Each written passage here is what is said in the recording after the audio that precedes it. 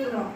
कहवा बाहुल्य जे आम भी प्रत्येक ठाकुर को जीवन में धरिक लक्ष्मी माँ को बसई मातृ सम्मेलन करुचे किंतु आमर भाषा व्यवहार कथा बोध चालीचलन ठीक रहुनी क्या केतबे कौ कथा आम मुहर बाहर आम कहीदे कि द्वारा ठाकुर कष्ट पाइबे लक्ष्मी माँ कष्ट पाइबे ठाकुर को जी जीवन कांडारी कर चली सी के जहाँ किसी करने पूर्व से चिंता कर मो ठाकुर कष्ट पाऊना तो लक्ष्मी माँ कष्ट पाऊना तो 1940 मसीहा हिमायतपुर आश्रम सत्संगर संपादक घनश्याम मुखर्जी जहाँ को ठाकुर गोपालदा बोली संबोधन कर डाकती आउ जन प्रवीण कर्मी जो दुर्गाचरण दादा से दुई जन कौन कर फरीदाबाद जीवे प्रमोद गांगुली बोली जड़े भाई थे आम कर्मी ठाकुर दीक्षित पाखु जीवे फरीदाबाद गोटे कम आड़ देखा ठाकुर अनुमति चाहिए ठाकुर से अनुमति देना किंतु ये कौन कर अति बाहाना ठाकुर को जमी सेमती कर अनुमति दिंतु आम जीवु कम अच्छी ठाकुर अनुमति देते कि तागिद कर अगस्ट 3 पूर्व जमी तुम पलि आस आश्रम को ये दुई जन जाइछंती ना फरीदाबाद रे काम होईछि ना कालकाटा रे काम होईछि कोठी किछि काम हे नाही जेहेतु देखो माने मृत्यु केमिति डाकी निए ठाकुर को चरणाश्रित होइकरी भी से माने ठाकुर को कथा को अवज्ञा गले तापर से कोन करछनी जतेबेले काम न होईछि एपड़ सेपड़ होइकरी अगस्ट 3 क्रॉस कर जाइछि अगस्ट 3 क्रॉस कर गला परे से धरिचंती ट्रेन धरिचंती आ तो किछि बाटो नाही आश्रम को फेरी दिबा जतेबेले धरिचंती train Dhaka mail north Bengal जो ट्रेन दीटा जाक मुहामुही होइकरी एक्सीडेंट होइछि एक्सीडेंट हैला परे से दुई जनकर मृत्यु हो जाइछि से गोपालदा और दुर्गाचरण दा दी जनकर मृत्यु हो जाइछि जेतेबेले मृत्यु हो जाइछि ठाकुर को पाखरे संवाद आसिक पहुंची ठाकुर पूरा माने दुख रे भांगी पड़ि विलाप करूछन्ती तांकर खाइबा सोइबा पिंदिबा सब किछि माने परिवर्तन हो जाइछि ठाकुर को पूर्व अवस्था को फेरै आनिबा पई हमर जे भक्तगण सेठी थिले बहुत चेष्टा कले किंतु ठाकुर पूरा विलाप करि चलछन्ती कारण ए जो गोपालदा जी से ठाकुर अति निकटतर प्रवीण कर्मी थे तेणु गोपाल माँ आसिक ठाकुर को कहते ठाकुर आपण जो धैर्य रही आम क्या धरिकी चलो पूर्व अवस्था को ठाकुर को आसपा किसी समय लगी किंतु आश्रमवासी मन में सृष्टि कौतूहल कौतूहल सृष्टि सी तो गोपाल ठाकुर एत निकटतर थे भक्त ठाकुर सबकि कम करुले किंतु मृत्युटा को कौन ठाकुर अटकई पारे ए कथाटी जो ठाकुर को पचराई ठाकुर कहते जे हैंडलटा सीना मो हाथ में देले मु किछि करिवि जदि हैंडलटा मो हाथ में न दब ताले मु कोन करिवि जे मो हाथ में हैंडल दे मो ऊपर निर्भर करी मो कहिथिबा कथा अनुसार चले से मूर्ख हेले भी बहुत चालाक मु तार ठाकुर कहते मो हाथ में हैंडल देले मु भक्तर जन्म कुंडली उल्टा पलटा कर दिए किंतु जो माने निज इच्छा मुताबिक चलांती तांकर दुर्दशा केबे पीछा छाड़ेनी बल्कि मृत्यु भी घटी जाए किंतु प्रति मुहूर्त किछि दिन तले आपण माने समस्त जानिथिबे जो ट्रेन एक्सीडेंट हेतिला सेठी आचार्य देवଙ୍କର गोटे विग्रह क्षत अवस्था रे रहितला फेसबुक रे आसीतिला हम पढिथिलि आउ जने ऋतिक मोहंती सत्संगी दादा से कहउचंदी जे आमे प्रार्थना जस्ट सरीची प्रार्थना परे परे आमे डीपी वर्क संबंधी कथा वार्ता करछु ट्रेन एक्सीडेंट जतले हेइची एते जोर साउंड हेइची जे माने आमे भाबिलु बोधे भूमिकंप हैला कि कोन हैला सेठी लोक पचारुचंदी जे ठाकुर जदि ठाकुर को पचरा होची ए क्वेश्चन जे कोन जे ठाकुर को दीक्षा निये से बंची जाए जे ठाकुर को नधरे जीवन रे से बंचेनी ठाकुर सेठी कहउचंदी घरे तमरा रेडियो थिबो सकाळ जते बेला रेडियो सेंटर तमे लगा तार विविध भारती आ कोन कते सब अछि चैनल तमे जो चैनल लगेइबो सेही न्यूज ता जानिबो से एरिया रो किंतु जो चैनल न लगेइथिबो तमे कोन से एरिया रो खबर टी पाई परिबो से ठाकुर को जी जीवन में ठाकुर समस्त को डाक दिखती किंतु जीवन में जी ग्रहण करते विश्व निर्देश पत्र चलू था से केवल डाक शुणी पारती अन्य पाखे से डाक पहुंची पारे ना जड़े माँ आसिक ठाकुर को प्रणाम कर बसुंट ठाकुर कहते तू शाशु शशुर सेवा करू तू शाशु शशुर सेवा कहीं करूना से माँ कहते मुझे दूर पारे से करे किभली करी मत शिखाई दिलु ठाकुर कहते बहुत धैर्य धरिकी सही होइकी करिया पड़िबो केते केस नटन करिवे केते कथा कहिवे किंतु सब किछि सही होइकी करिया पड़िबो कारण ठाकुर तांकर लीला सह लक्ष्मी मां को आनिकी संसार करके देखै दी जाइछनी लक्ष्मी मां माने से ठाकुर को परम पुरुष आद्य उत्स रूप से मानती केबे इष्ट रूप से ग्रहण करते जड़े भक्त माँ सागर आलाप आलोचन ठाकुर शरीर सुस्थ विषय आलाप आलोचना करते माँ कहते जे आम समय असमय समस्ते भक्तगण आसी ठाकुर को आम जीवन जो दुख जंजाल सबकि ठाकुर आगे बखाणी बसुते समस्ते माँ मैंने मंदिर को गले मागंती मोर मो स्वामी देह खराब अच्छी कि मो पुओ झील देह खराब अच्छी भल हो जाओ प्रकृत में यहाँ जो आम ठाकुर को मागुचे यहाँ आम पाप कारण ठाकुर से कष्ट नहीं जाती आमर जिते जन दीक्षित बसी समस्ते ठाकुर बही पढ़ी जिते बड़े गाई बेकरे दौड़ी लगी से ओहली पहाड़ तौक से माने ठाकुर बेकर भी दागटी होता घोड़ार पिठी में जो चाबुक पहाड़ पड़ता से ठाकुर पिठी से चाबुक पहाड़ दागटा पड़ता तेणु ठाकुर माँ से कहते ठाकुर सुस्थ रही आम तो आम दुख जंजाल सबकि माने दाय दायित्व दे दौचे तेणु ठाकुर शरीर सुस्थ रमी ठाकुर पाखे जी जिते बड़े जहाँ नवेदन करती लक्ष्मी माँ को जोटा अस्वस्ति बोध हुए से डाकिक बुझे दिखती तू कथाटी यही रूप में न कहीकि यही रूप उपस्थापन करते ठाकुर सन्तुष्ट होता किंतु आम कौन करुचे मंदिर को जाऊे एक्चुअली इष्टभूति विषय टी भी कहबी कहीं मत लगुच अच्छा बोधे दीक्षा नहीं ना केते जन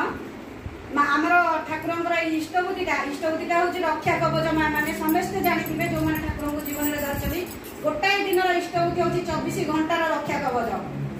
गाँ गहली मानक देखी बाड़ी में जिते गोटे नुआ फल जहाँ कि हुए ताकि आम कौन करूँ आग मंदिर में दऊ तापर गोटे ब्राह्मण घर दिया हुए कारण ब्राह्मण को से आगे मानुले तो ब्राह्मण स्थान में ना मद मांस खाई उद्धत रोचे तेणु ब्राह्मण आ पूज्य नमस्या होना स्थान से ओरीगले किंतु आग काल गाँ गहली जहाँ हुए नहीं देवता पाखे कि माँ जो मंदिर थी जो से दिया हुए बाड़ी में जहाँ कखारू हो जनी हो आलू हो पोटल हो जहाँ कि हो काकुड़ी हो आग देवदेवी मंदिर में लगे ब्राह्मण घरे दिखती जाइए ग्रहण करती आम इष्टभूतिटा हूँ कहीं दिखती कारण मन में थाए मो बाड़ी प्रथम फल मो इष्ट को नदे खाई पारे से इष्ट को आमको बचाई ठाकुर जो आज वायु हो जल हो ये आकाश हो धरित्री हो जहाँ कि आम विश्वास नौचे खाऊचे पीऊचे जहाँ करते आम कौन नहीं आसते सब ठाकुर दान आम जो मंदिर जाऊे फल फल नहीं भावतुनि आम जिनिस से सब ठाकुर दान तांकर जिनिस पाखु नहीं जाऊे किंतु कौचे कौन मु मंदिर को एत फल नहीं जाइए दीप धूप नहीं जाइए किंतु ठाकुर कहते जो इष्टभूतिटा आम दौचे केते विपद आपद मुक्त मुखर रक्षा कर रोग व्याधि से जानी माँ का कथा किसी कहबी थे माँ समस्त खाଇବା पीवा खबर बुझी सारिकी खावा को भात गंडा बाड़ी बसी आमर श्री श्री बड़दा से छोट थे स्कूल खेल छुट्टी आसिक जिते पहुंची माँ खाया को बाड़ी बसी माँ सागर खाइबे बोली सी भी बसी जाइए माँ को खाई बसी दिखती माने भात गुंडाटा काटिक नौ नौ सेपटू ठाकुर पाखर निर्देश आसला गोटे समाज मेसेज आसला जड़े भक्त आसिक पहुंची से अभुक्त तांकर आतिथ्य सेवा करने को पड़ो माने किसी जलपान करने को पड़ो दबा को पड़ो माँ खाइबा से किंतु आम भर कौन कर आग खाईदे पछरे दिया कथा बुझा प्रत्येक घरे माँ से खाइबा छाड़ी बड़दा भी खाई नथिले उठी जाइए कारण बड़दा जानती सब माँ समस्त कारण आश्रम